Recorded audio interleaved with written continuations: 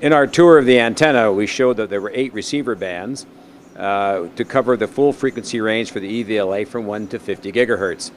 Each band covers a rather large chunk of this 1 to 50.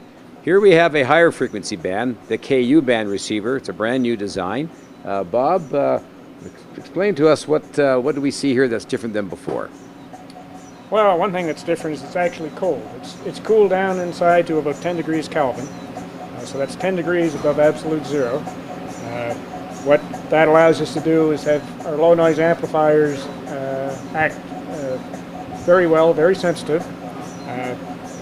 Again, the feed would be sitting up here. These receivers, the feeds are big enough that the receiver actually hangs off of the feed. All the rest of the stuff you see here are the electronics that we need to make it run.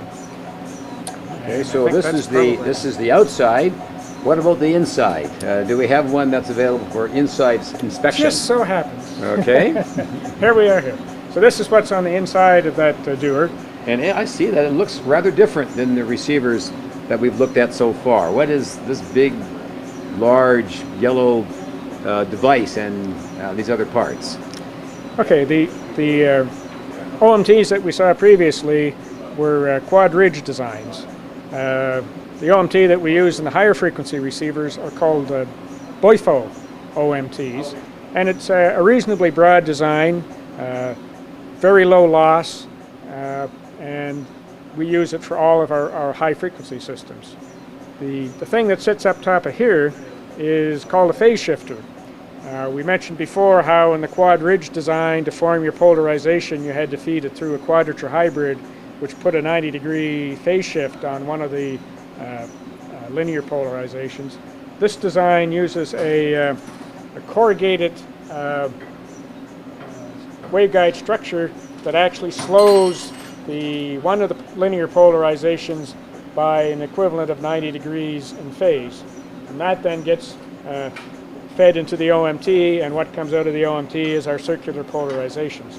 So this phase shift can either be done in front of the OMT, as it's done in our high frequency receivers, or done after the OMT, which is done in our lower frequency receivers. Our fridge is very efficient. These actually get cooled down to about 10 degrees or less, so it's a really, really cold receiver, and that's how we do it. We have inside this thing over here, which we call a cricket cage, is just a whole bunch of activated charcoal.